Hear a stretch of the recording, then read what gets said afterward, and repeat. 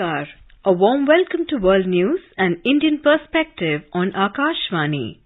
This is Nipunika Shahid bringing glimpses of the major developments of the day from across the globe. Over the next half an hour, we shall bring you the latest from the world of politics, economy, sports, entertainment and more. The headlines: Prime Minister Narendra Modi calls Indian diaspora main contributor in building mutual trust and respect between India and Australia. Indian government working with G20 nations to promote tourism in the country, says Union Tourism and Culture Minister G. Kishan Reddy.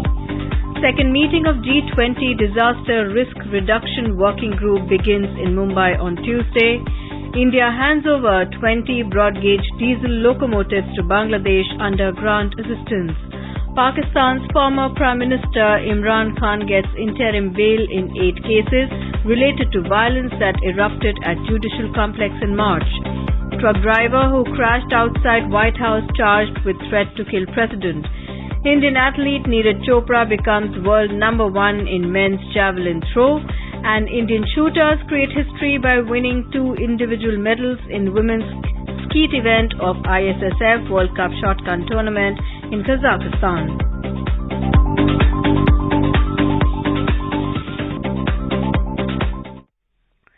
Prime Minister Narendra Modi has said the India-Australia relationship is based on mutual trust and respect, and the real reason behind it is the Indian diaspora. Mr. Modi was addressing a community event at Kudos Bank Arena in Sydney on Tuesday.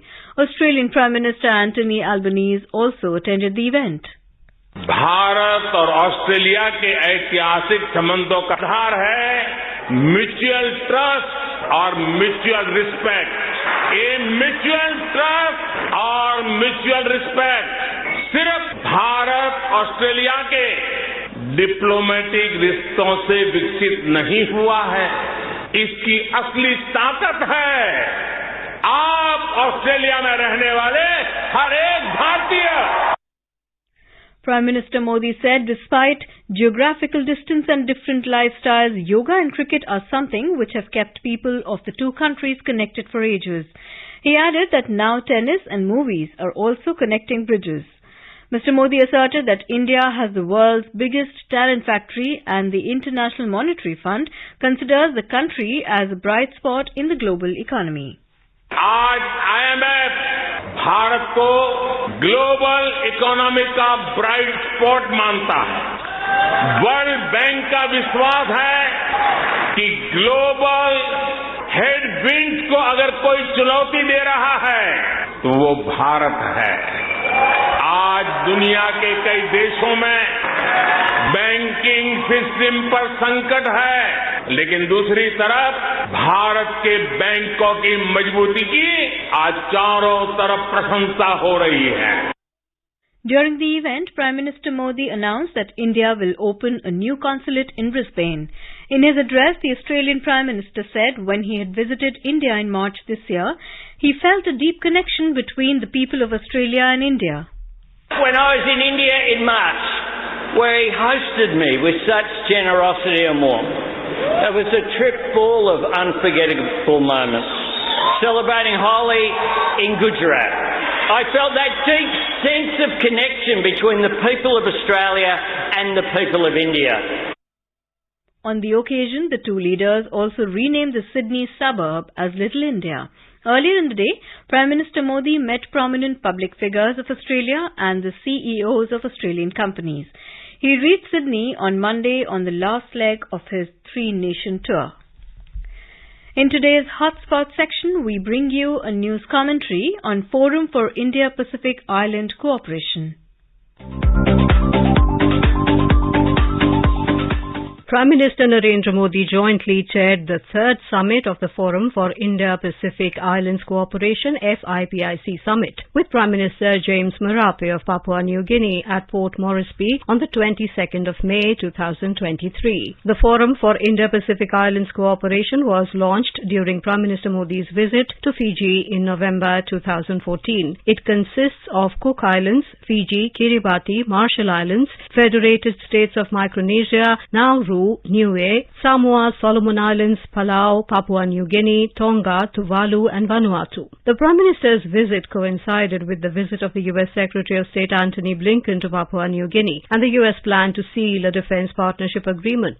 Though these countries are relatively small in land area and distant from India, many have large exclusive economic zones and offer promising possibilities for fruitful cooperation. India's focus has largely been on the Indian Ocean, where it has sought to play a major role and protect its strategic and commercial interests.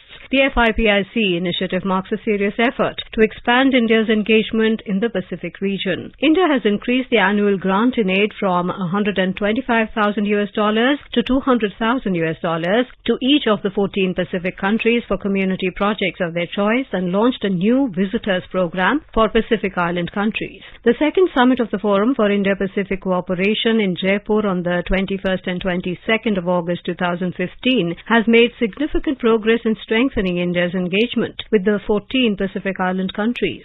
Speaking at the third India FIPIC summit, Mr. Modi focused on India's commitment to assist the development goals of the member countries of FIPIC and said New Delhi will continue to help the Pacific Island states in every possible way. The Prime Minister said the whole world is facing new challenges today and there are hurdles in global food, fuel, fertilizers and pharma supply chain. He added that when COVID and other testing times affected the world, India was there to support the Pacific Island friends. India considers its responsibility to convey the concerns, expectations and aspirations of the Global South to the world through the G20 Indian presidency. He added that an Indian ideology the whole world has been seeing as one earth, one family, one future, Vasudhaiva Kutumbakam. That is India's core inspiration. He said India has set ambitious targets on the issue of climate change and encouraged all to join the Mission Life Lifestyle for Environment that was launched last year by the Prime Minister himself. The year 2023 has been declared as the International Year of Millets by the UN. India has given the status of Shri Ann to this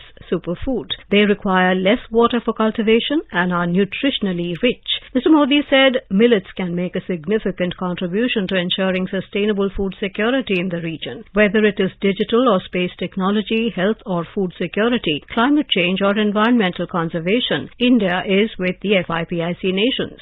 Speaking at the event, Papua New Guinea Prime Minister James Marape said that they are victims of global power play. He said that Pacific Island nations will rally behind the Indian leadership at global forums. Mr. Marape also urged Mr. Modi to be an active voice for the small island nations at global forums such as G20 and G7, attributing him as the leader of the Global South. Prime Minister Modi thanked Papua New Guinea Prime Minister Marape for the warm welcome and for co-hosting the third FIPIC summit. Both leaders took stock of their bilateral relations and discussed ways and means to further strengthen their partnership across various sectors, including trade and investment, health, capacity building and skill development, and information technology. They also discussed issues related to climate action and promoting people-to-people ties. The Prime Minister reiterated India's support and respect for the priorities and wishes of the Pacific Island nations. The Governor-General, Sir Bob Dadai of Papua New Guinea, conferred Prime Minister Modi the nation's highest civilian award, the Grand Companion of the Order of Logoho. He received the award for championing the cause of unity of Pacific Island countries and spearheading the cause of Global South. This is the highest civilian award of PNG, and recipients of the award are titled Chief. In a rare honor for a non-Fijian, Prime Minister Narendra Modi has been also conferred with Fiji's highest civilian award, the Companion of the Order of Fiji, in recognition of his global leadership. Fiji's Prime Minister Sitiveni Rabuka presented Prime Minister Modi with a medallion for the title when the two leaders met in Port Moresby. Prime Minister Modi's visit to Papua New Guinea highlights the growing strategic significance of the Pacific Island nations that has also received attention from China, which signed last year a security agreement with the Solomon Islands.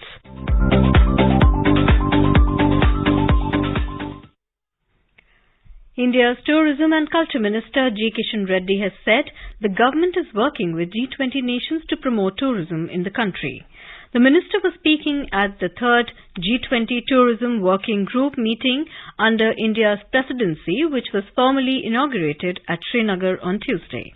Mr. Reddy said government is committed to working with all G20 countries and other stakeholders to promote sustainable growth of the tourism sector. He expressed optimism that the joint efforts made by the delegates and the stakeholders of trade and tourism will result in inclusive and action-oriented progress. Union Minister of State in the Prime Minister's office, Dr. Jitendra Singh, Jammu and Kashmir Lieutenant Governor Manoj Sinha and over 60 delegates from 29 countries were among those who attended the event. Talking to Akashvani News on the sidelines of the G20 meeting on Tuesday, Secretary in the Ministry of Information and Broadcasting Apurva Chandra asked tourists to visit Jammu and Kashmir, saying the law and order situation has improved and there is no reason for fear. Role is through the media to take it to the people and to let the people at large know that the law and order situation in Kashmir, which they perceive that is absolutely wrong. The number of tourist arrivals in J&K last year has been a record, and in Kashmir Valley itself, more than 26 lakh tourists have come last year, which is double of the previous year, and there is no reason to fear, and more people should come. This is the most beautiful part of our country.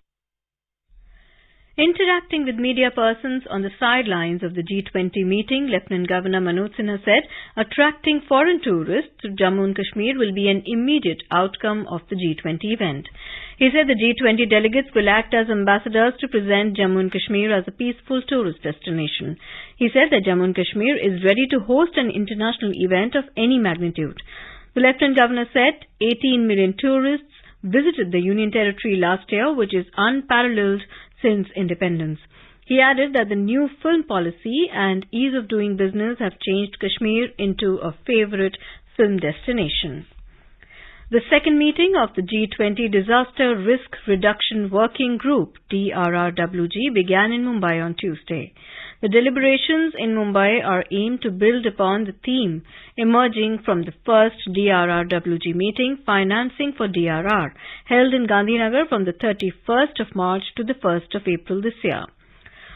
On the sidelines of the meeting on Tuesday, the National Disaster Management Authority, in collaboration with various knowledge partners, organized a day-long side event titled Financing Disaster Risk Reduction. The third Environment and Climate Sustainability Working Group ECSWG meeting under India's G20 presidency concluded in Mumbai on Tuesday. The primary agenda of the third ECSWG meeting was the detailed discussions on the draft ministerial communique, which entailed constructive discussions and deliberations on priority areas. Picking up the thread from the focus group discussions which had been conducted by the Indian presidency over the past 3 weeks across all the three thematic priorities, the discussions were conducted with a steadfast resolve of being collaborative and inclusive. The outcome documents were discussed line by line and the member countries presented their respective viewpoints. The 3-day meeting witnessed the participation of 141 delegates from G20 countries and 10 invitee countries. The representatives of 14 international and regional organizations also attended deliberations conducted over the 3 days. India's Commerce Secretary Sunil Bardabal on Tuesday said the 5 proposals put forth by India in front of the Technology and Investment Working Group, TIWG, have been welcomed by the member countries and invitees. Addressing media persons in Bengaluru on the sidelines of the second meeting of the TIWG that began on Tuesday, he said that the proposals put forward under G20 India presidency were considered useful and the concept was welcomed by the working group members. These proposals will be discussed during the deliberations on Wednesday. The 5 proposals from India are to evolve high-level principles on digitization of trade documents. This will prevent lengthy paperwork in cross-border trade and enable the certificate of origin to be cleared through electronic channels. The second proposal is to prepare an action plan to create a meta information portal for MSMEs for easy access to market and information on tariff, logistics and financial support. The third proposal is regarding the creation of a framework for mapping global value chain, and the fourth one is to create a compendium of best practices on mutually recognition agreements. The fifth proposal is on G20 regulatory dialogue to exchange good regulatory practices on quality standards. India's Home Minister Amit Shah on Tuesday said that the security of the country's borders is the priority of the Narendra Modi government, and without securing villages, borders cannot be kept safe. Inaugurating a workshop on the Vibrant Villages program in New Delhi, Mr. Shah said developing vibrant villages will add an extra layer to the border security of the country. He said Prime Minister Modi has conceptualized Vibrant Villages program with a lot of devotion and in the spirit of the constitution that every border village should get all facilities. He added that since 2014, Prime Minister has made efforts to improve border infrastructure, followed by introducing public welfare schemes for border villages. He said the program is being launched to stop migration from border villages. He stated that the government considers border villages as the first villages and not the last villages of the country.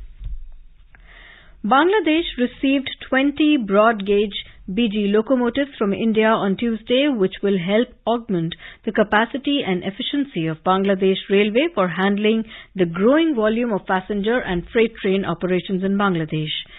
The locomotives were handed over at the Darshanagiri interchange point and virtually flagged off by India's Railway Minister Ashwini Vaishnav. Bangladesh Minister of Railways Mohammad Nurul Islam Sujan received them on behalf of the government of Bangladesh. These 20 locomotives are part of grant assistance from India, which fulfills a commitment made during the visit of Prime Minister of Bangladesh Sheikh Hasina to India in September 2022. Earlier in July 2020, India had handed over 10 BG locomotives to Bangladesh. Speaking on the occasion, Railway Minister Ashwini Vaishnav said that railways are playing a vital role in improving and strengthening rail connectivity across the border and improving trade between both countries. He said currently 5 BG rail lines are operational between the two countries. Work on 2 more cross-border rail connectivities, Akora-Agartala and Mahi-Hassan-Shahbazpur, are progressing well and are likely to be completed and commissioned shortly. Rail connectivity is one of the key components of the bilateral development partnership between India and Bangladesh. Railway sector projects of over $300 million under the Indian line of credit have been completed already, and projects worth over $1.69 billion are at various stages of implementation. Bangladesh Rail Minister Mohammad Nurul Islam Sujan thanked India for providing the locomotives. He expressed the hope that collaboration between the two countries in the railway sector will increase further. Bangladesh will strengthen security on its border from Myanmar to check the influx of drugs into the country, said Home Minister Asaduzzaman Khan in Dhaka on Tuesday. Briefing media after a meeting related to the Rohingyas and the law and order situation in Bangladesh, Home Minister said the government has decided to enhance patrolling and intelligence surveillance by law enforcement agencies to prevent the influx of drugs and movement of terror groups from Myanmar. The number of checkposts will also be increased to prevent terrorist groups like Arakan Rohingya Salvation Army and Arakan Army from carrying out criminal activities inside Bangladesh, said the minister. Expressing concern over incidents of crime in Rohingya camps of Bangladesh, Home Minister Asaduzzaman said a massive operation will be conducted to recover drugs and weapons in the Rohingya campus. This is Akashvani giving you the world news.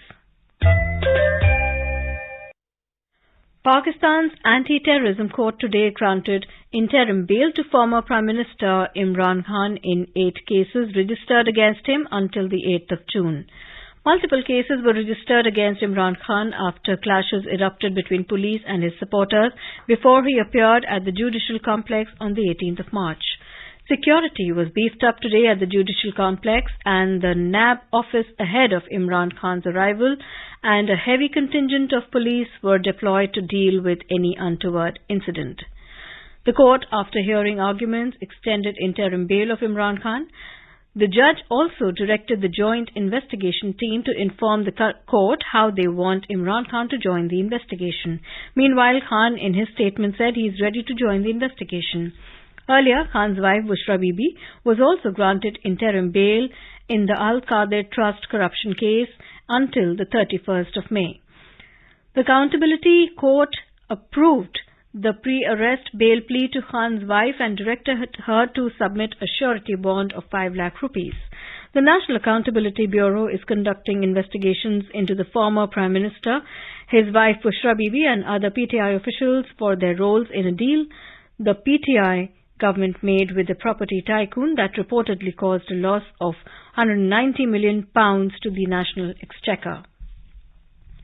A man who crashed a truck into security barriers near the White House faces multiple criminal charges. U.S. Park Police said that today, following an overnight incident that authorities said may have been intentional. The driver of a truck was charged with a threat to kill, kidnap or inflict harm on the president, vice president or a family member, among other charges, the U.S. Park Police said in a statement. He also faces charges of assault with a dangerous weapon, trespassing, destruction of federal property and reckless operation of a vehicle. Earlier, U.S. Secret Device Service said it had detained the man following the crash and there were no ongoing danger and no injuries. In Sri Lanka, a team of the International Monetary Fund led by Peter Brewer and Masahiro Nozaki acknowledged the positive developments in Sri Lanka's macroeconomic situation, attributing them to strong policy efforts. In a statement, the IMF mission said that inflation has shown signs of moderation while the exchange rate has stabilized and the central bank has been successful in rebuilding forex reserves buffers. At the same time, the statement added that the overall economic and policy environment remains challenging. During the visit, the IMF team engaged with various stakeholders, including President Ranil Wickremesinghe, Governor of the Central Bank Dr. Nandalal Veerasinghe, senior government officials, opposition parties, civil society organizations, think tanks, trade unions, the private sector and development partners. The mission stressed that continued reform momentum and the timely implementation of program commitments are essential for Sri Lanka to overcome the current economic crisis. Earlier in March this year, IMF had approved a $3 billion bridge financing package in the form of an extended fund facility that would be available to Sri Lanka over multiple tranches over 4 years. Sri Lanka's National Consumer Price Index based inflation has shown signs of easing. According to Sri Lanka's Statistics Department, headline inflation stood at 33.6% year-on-year for April, a decrease from 49.2% in the previous month. Food prices experienced a significant decline, dropping to 27.1% in April from 42.3% in the previous month. Non-food inflation, on the other hand, remained high at 39%. The drop is being attributed to reduced prices of fuel and gas following the appreciation of the Lankan rupee against the dollar by almost 15 to 18%. Inflation had hit a high of 73% in September last year as the island nation spiraled into its worst ever economic crisis since its independence in 1948. Sri Lanka has been grappling with its worst financial crisis in 7 decades, primarily due to economic mismanagement and the impact of the COVID-19 pandemic. Index Dubai 2023, the prestigious international exhibition celebrating its 30th year, commenced at the Dubai World Trade Center on Tuesday. This highly acclaimed event showcases the latest trends and innovations in the interior furnishings world.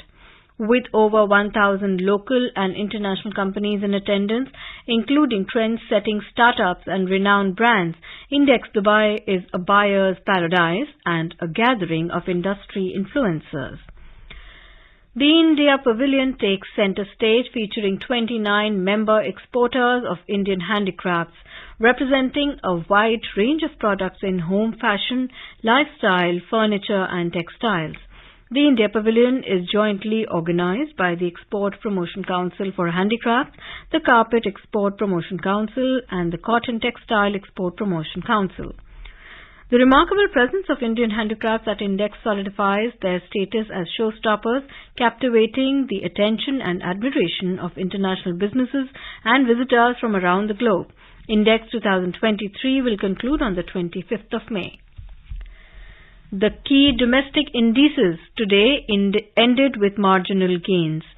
The Sensex at the Bombay Stock Exchange closed near the 62,000 mark, while the Nifty at the National Stock Exchange settled near 18,350 level. Both indices rose amid mixed cues from global share markets. A report from the business desk. The Sensex gained 18 points to finish at 61,982. The Nifty appreciated 34 points to end at 18,348. Asian stocks traded mixed. South Korea's Kospi rose 0.4% and Singapore's Straits Times Index added 0.2%. On the other hand, China's Shanghai Composite Index plunged 1.6% and Hong Kong's Hang Seng declined 1.2%. Japan's Nikkei 225 slipped 0.4%. In intraday trade, European markets were also mixed. Oil rose more than 1% amid support from a tighter market outlook due to a seasonal rise in demand and supply cuts from OPEC plus producers. In intraday trade, Brent crude was trading at $76.90 a barrel. Back home, gold prices at multi-commodity exchange for June contracts were trading at around 59,850 rupees per 10 gram. On the other hand, silver was trading at 71,430 rupees per kilogram for July contracts when reports last came in. And in the forex market, the rupee closed at 82 rupees and 80 paisa against the US dollar. Anubha Rohatgi for World News, Akashvani. India's Tokyo Olympics gold medalist Neeraj Chopra once again scripted history as he became the #1 javelin thrower as per the new rankings released by World Athletics. Chopra currently leads the list with 1,455 points, 22 points ahead of Grenada's Anderson Peters. Chopra has been at the #2 position since August 30, 2022, but overtook Peters, the reigning world champion this week. Czech Republic's Jakub Wadlec is placed third with 1410 points, with Julian Weber of Germany in fourth with 1385 points. Indian shooters Ganimat Sikhon and Darshana Rathore created history at the ISSF World Cup Shotgun in Kazakhstan on Tuesday. Ganimat won silver medal while Darshana claimed bronze medal in the women's individual skeet event at the tournament. It was for the first time that India won 2 individual medals in women's skeet at the senior ISSF World Cup. Ganimat Sikhon was on track to win a gold medal but settled for silver after missing 5 of her last 10 shots. Tokyo Olympian Asim Orinbey from Kazakhstan went on to bag the gold medal. Now let us take a look at the major developments around the world as reported in the foreign press. The Wall Street Journal reports Apple strikes multi-billion-dollar supply deal with Broadcom. The Guardian writes H5N1 virus in Brazil, wild birds prompts animal health emergency. The Japan Times reports Japan seeking 2032-33 non-permanent membership of UN Security Council. South China Morning Post writes Beijing's new research ship expected to explore contested waters. The Globe and Mail writes Protesters in Ethiopia's Tigray demand withdrawal of outside forces. The Financial Times reports German coalition in crisis over plans to ban gas boilers. A quick look at the headlines once again. Prime Minister Narendra Modi calls Indian diaspora main contributor in building mutual trust and respect between India and Australia. Indian government working with G20 nations to promote tourism in the country, says Union Tourism and Culture Minister G. Kishan Reddy. Second meeting of G20 Disaster Risk Reduction Working Group begins in Mumbai on Tuesday. India hands over 20 broad-gauge diesel locomotives to Bangladesh under grant assistance. Pakistan's former Prime Minister Imran Khan gets interim bail in 8 cases related to violence that erupted at Judicial Complex in March. Truck driver who crashed outside White House charged with threats to kill President. Indian athlete Neeraj Chopra becomes world #1 in men's javelin throw, and Indian shooters create history by winning 2 individual medals in women's skeet event of ISSF World Cup Shotgun tournament in Kazakhstan. And now, before we end, let us listen to Mahatma Gandhi's favorite bhajan Vaishnav by artists from Papua New Guinea.